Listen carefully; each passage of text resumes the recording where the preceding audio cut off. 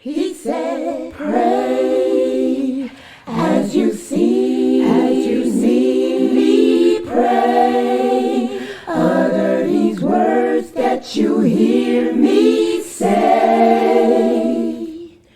Based on the Sunnah, worship Him, just follow Him. Assalamu alaikum. New class coming to you every Monday and Wednesdays, taught by Ustad Laila Nasheeba, the fiqh of prayer. Every Monday and Wednesday, 9:30 p.m. Eastern. Inshallah, we'll see you there. Streaming on all major platforms. Channel Sunnah Followers. To our series on the prayer. And tonight's class is not going to be long. I'm just going to go over tonight the things that are not haram to do during the prayer. But they're things that we are discouraged from doing. They're not going to break your prayer necessarily, but the companions view that these are things that we should try to stay away from when it comes to performing the prayer. I want everyone here to remember that the whole purpose of the prayer is to establish a connection between yourself and Allah. You know, this is what we do to show our allegiance to Allah and how He is first and foremost in our lives. So you want to try to concentrate, and it takes a lifetime to truly develop that, the ability to just keep your concentration just on you and Allah and not become easily distracted. That's why the Prophet taught us the Sunnah actions of the prayer. Doing the Sunnah actions of the prayer will help to strengthen that connection between yourself and Allah. Well, also the recommendations I'm going to speak about tonight are things that are discouraged from us to do because they may, impede upon your connection with Allah. And of course, it's very hard. Anybody tells you it's easy to concentrate during a prayer, they're not telling you the truth. Because we're human, and it's hard to imagine that you are standing in the presence of an entity that you cannot see, that you cannot taste, that you cannot feel or smell. So we all suffer with this. This is something that the companions suffered with too, which is why there are so many hadiths addressing things that are discouraged from doing during the prayer. So it's just something that will get easier and better with time, learning how to keep that connection with Allah. So let's take a look at the things that are disliked regarding the prayer. Okay. And we're going to start off, fix my screen here, with this beautiful hadith here. One of the companions tells us, he said, I asked the Prophet about brushing away the pebbles on the ground while praying. And the Prophet said, do not dust away the pebbles while you are praying. But if you have to remove something, then do it only once, just to level the ground or level the rocks. You know, we have to remember that during the Prophet's time, he lived in the 6th century. They didn't have floors. They didn't have linoleum. They didn't have concrete floors. They didn't have carpet. They prayed in the sand, the ground, the earth was their floor. So, the sand has rocks and pebbles and stuff on it. So when you go to prostrate, you might see some rocks or something there. You want to move them out the way. So the prophet is saying, if you do are making salat outside, or or even inside, if you got a nasty house and you go to prostrate and there's a bunch of rocks and glass or things in front of you, or even toys, let's just say that. Say that the baby rolls a toy in front of you where you will be prostrating. Then you can just knock it away once and that's it. You can push it away once to level the ground and that's it. You don't want to sit there fiddling with the rocks, fiddling with whatever's on the floor, because it's going to distract you. It's going to break your concentration. Also, we have another hadith from Abu Dar. Abu Dar says that the Prophet sallallahu alaihi wasallam said, when you stand for the prayer, you're facing the mercy of Allah. So don't sit there wiping away the ground, wiping away what's on the ground. Again, give your attention to Allah. And also Salama, who was one of the wives of the Prophet, she says that there was a young boy named Yasser who used to blow out air during the prayer. And so he used to do it on purpose, guys, deliberately. This was a bad kid. Make noise like that when he's praying. He could have been doing it to make people think he's farting. You never know. Kids are ignorant. Some kids are ignorant. Okay? And he did this intentionally, deliberately. When he would pray, he would puff out air to make it sound like somebody was passing wind or breaking wind or something, trying to be silly. So the Prophet got angry at him and told him one day, he said, may Allah fill your face with dust. You want to puff out your breath and blow the earth around. Because remember, they prayed in the sand. You puffing out air, blowing out air, and making the sand rise and get in the faces of the people.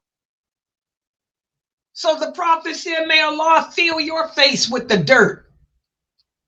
Okay, so again, we have to be careful of distractions. We have to be careful of distractions during the prayer.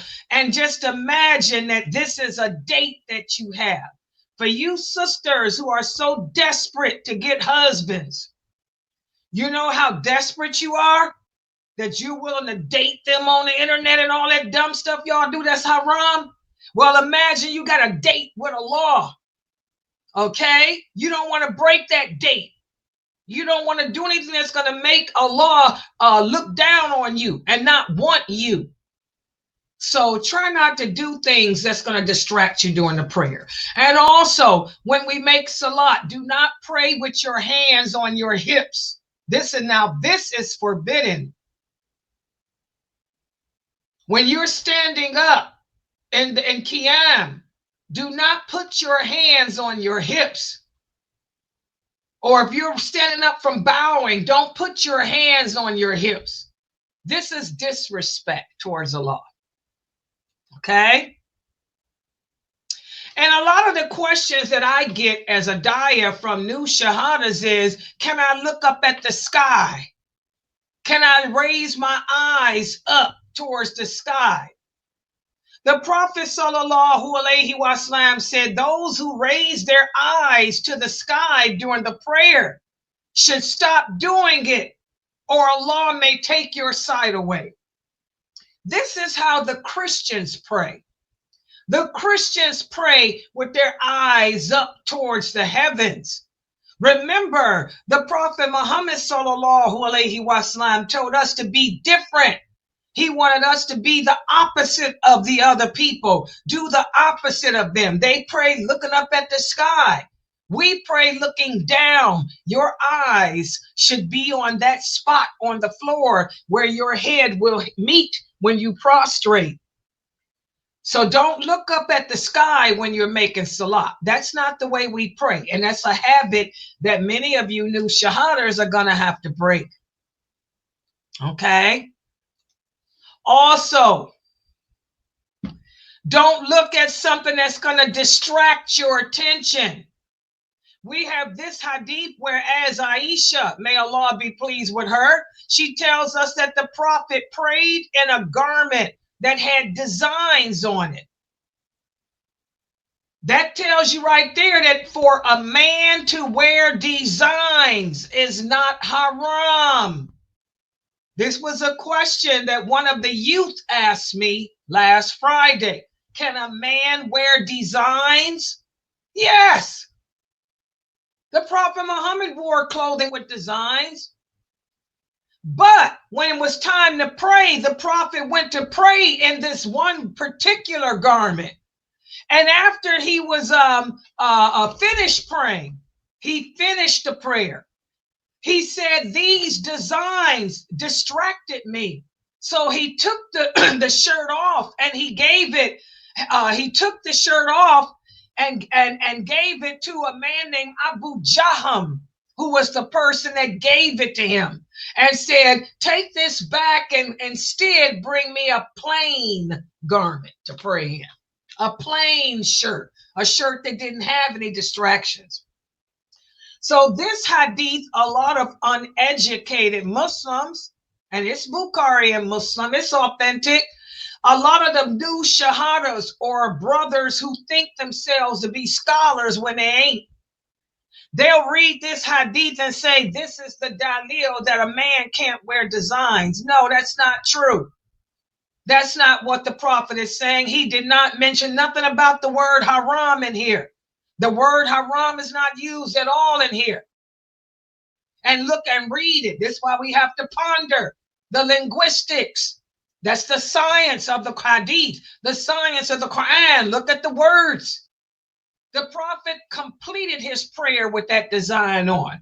He took it off and gave it away because it distracted him. He didn't say that it's haram, and nor does it say he would never wear it again. He just took it off after his prayer because it distracted him.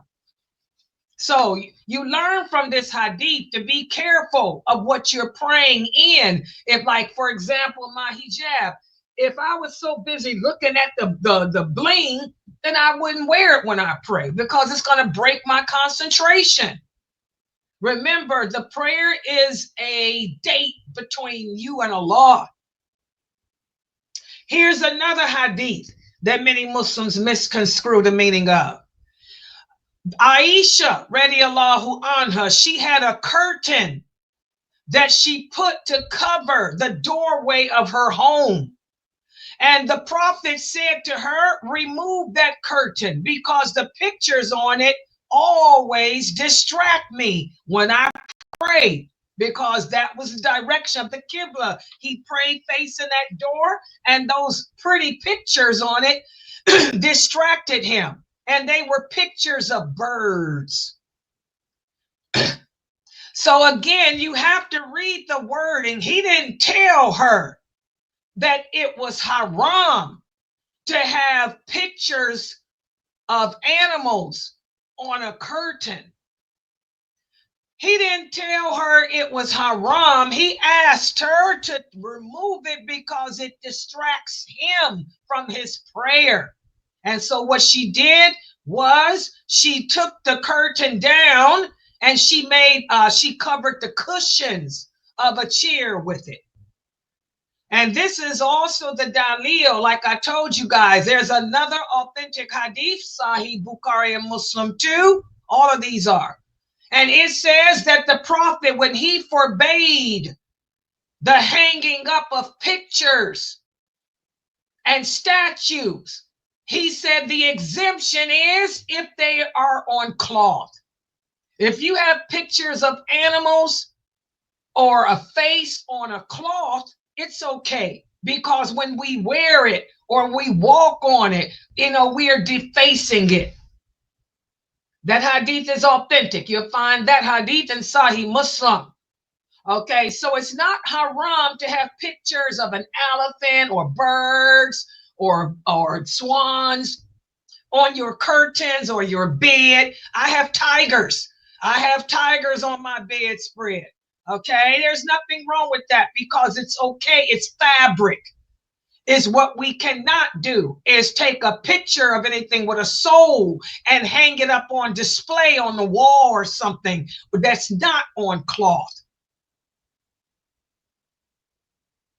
And also, when you look at this authentic hadith, you can see that if there is writing or there are designs in the curtains, it does not, I repeat, it does not, I repeat, it does not invalidate your prayer.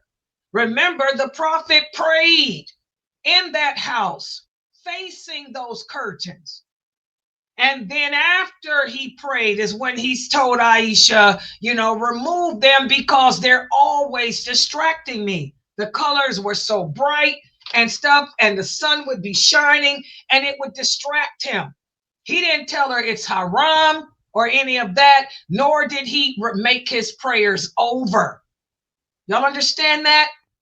We have to read and have good reading comprehension skills when it comes to this religion, because you'll end up like a lot of those monkeys that are on my Instagram page. Now, I do mean monkeys because that's what those people are behaving like, monkeys, chimpanzees. They don't know the religion, but they think that they're scholars because they got a Dawah channel. I feel sorry for whoever's learning from them. And they'll look at my shorts from this class and others where I got the hadiths here and I'm explaining to you the meaning as to what Allah said, what the Prophet said. These brothers don't know the hadiths. All they've done is learned how to sing the Quran and got a piece of paper that they paid from saying that they're a scholar. So they'll put comments up. Oh, she's wrong. This is not, it's haram to pray in a room that's got pictures. Where's the dalil? Show me the clear hadith that says it's haram. And so they'll come with this hadith here, either one of these.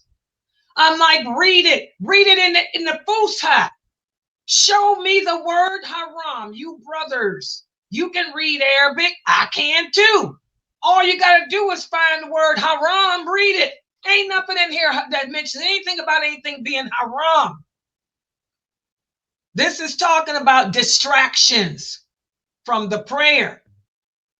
None of this stuff is haram. If something is unlawful, you'll find the word haram in Arabic. So don't waste your time with these Dawah brothers and these Dawah women that's on social media, because like I tell y'all, 97% of them are doing dawah for shaitan, not for Allah.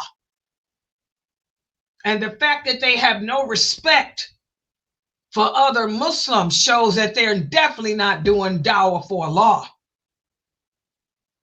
And that brings us to the next big question. And I told Brother Luke, I told you I would answer it. Closing your eyes. A lot of people ask me this. Can you close your eyes when you pray, like this woman is doing? Well, I'm going to give y'all the correct answer. Pay attention. Some people say closing your eyes when you pray is something that's not light. And others say it's lawful, but it's still something that is not light. But I'm going to set the record straight.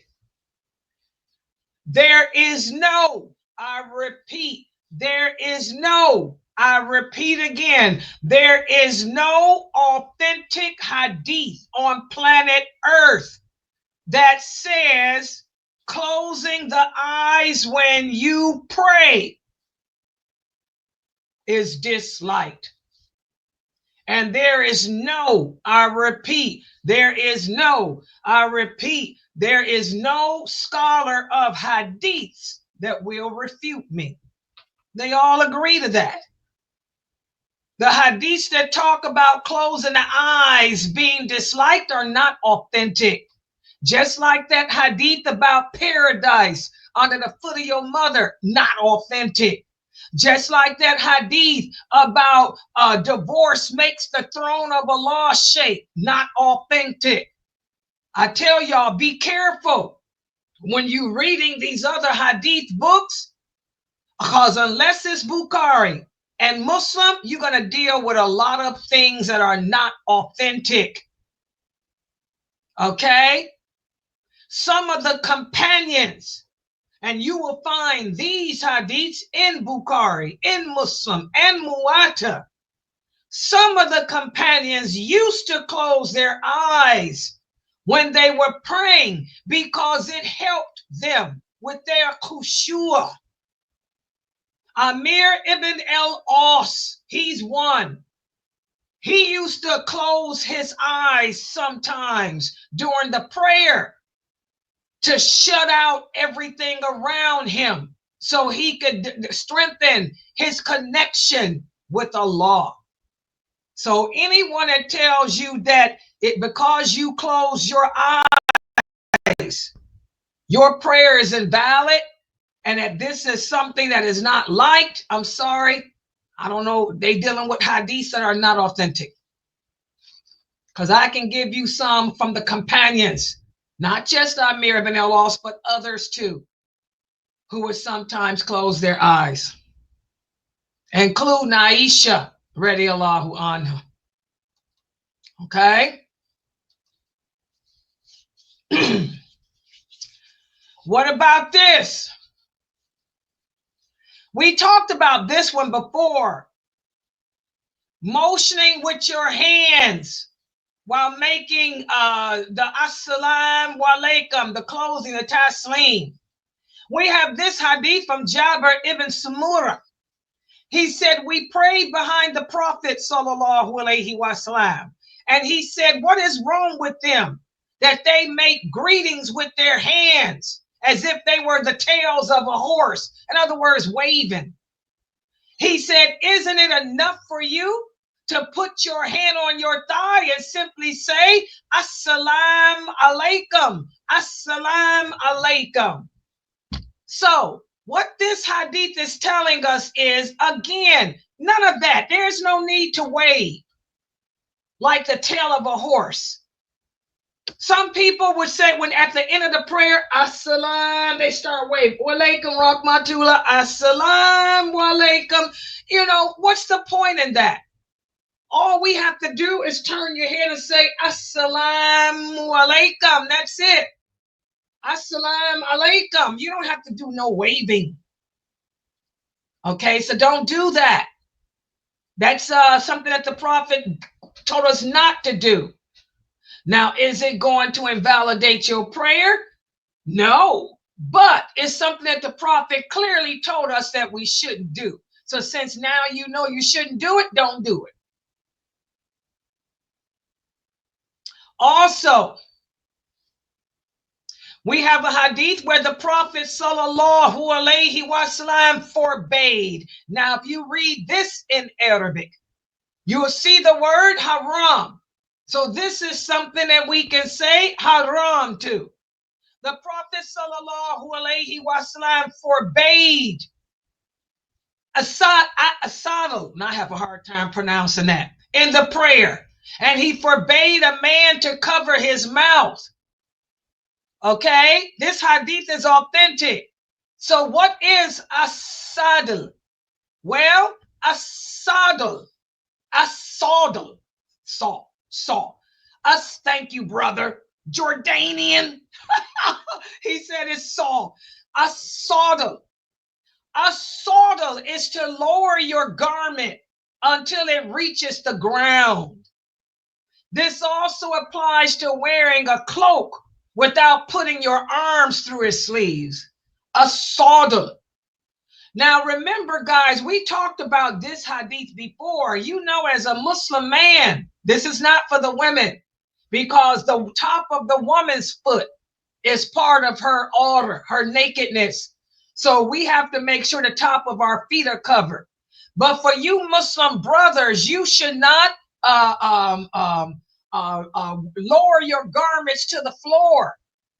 Your garment should come to the top of your foot and stop at the top of your foot. That's where your ankle is. And also, we don't imitate the pagans. You know how the non-Muslims, they used to do it at my job. They would put a garment on and not put their sleeves through it. They just put a dress on or a shirt on, and it's just hanging off them, and they wouldn't put their sleeves, their arms through the sleeves. I don't know why people do that. My clients used to do that, and some of my stupid co-workers. We don't imitate them. You know, put your arms through the sleeves of your shirt. Put your arms through the sleeves of your coat too. Don't wear your coat, your jacket across your shoulders like that. Put your arms in the sleeves. Okay? Now that hadith, when you read the Fusha, you will read the word haram in there. Okay? Also, this is a big one, and we're going to go over this one again during Ramadan. The Prophet sallallahu alaihi wasallam said, if dinner is served and the prayer is in, eat the dinner first, pray afterwards. What does that mean? The adhan for Maghrib has just been pronounced, and your wife is putting the spaghetti on the table. Eat first and pray afterwards. Remember, every prayer has its fixed time. Maghrib ends when the adhan for Isha is called. So you have more than enough time to sit down and eat your dinner and then pray, guys. Why is this? Because, again, it's about your concentration. If you jump up and make Maghrib, you're going to be sitting there thinking about that spaghetti and how good it smells. Okay? Or at least eat a couple of spoonfuls so that way you know how it tastes, where you ain't got to be standing there wondering how good it's going to be. We also have this hadith where the food would be served for Ibn Umar while the iqamat was being made. But he would not go to the prayer until he finished his meal, even though he could hear the imam reciting. And this hadith is Bukhari. Y'all see how the companions didn't play. They didn't play with their connection with Allah. They did nothing to break their connection with him. Even though he could hear Allahu Akbar and the Fatiha, Alhamdulillahi Rabbil Alameen, he'd keep on eating his dinner, and he'd go and pray after he was done, rather than walk away with only a quarter of a reward. And again, the Prophet sallallahu alaihi wasallam ordered that no one should be ordered that a person should begin with their meal to satisfy that need. And this way, you will go to the Salat calmly, and your desire to eat or taste the food will be diminished, and this will not, destroy or break your concentration. Okay? A lot of people are like, I just want to pray and get it out the way. Yeah, well, you done threw Allah in the back seat, huh? Don't throw Allah in the back seat, although you can't throw Allah anywhere. But don't disrespect Allah that way. Thank him for that meal that you have. Also, this is a question that someone asked the other day. What if you have to use the bathroom and it's time to pray? Should I hold it? No. Answer the call of nature. Because just like the food, you're going to be standing there saying, hold it, hold it, hold it. And that interrupts your concentration. The Prophet sallallahu alaihi wasallam said there are 3 actions which are not allowed. And when you read this hadith in the Fusha, brothers, you'll see the word haram in it. He said one of them is for a person to lead people in prayer and then make supplications for himself without including the people whom he led. This is dishonesty. Another thing that is not allowed is to look inside a house of a person without that person giving you permission. Because looking inside the person's house is the same as entering it. These things are haram. And the third is to offer the prayer while you need to answer the call of nature.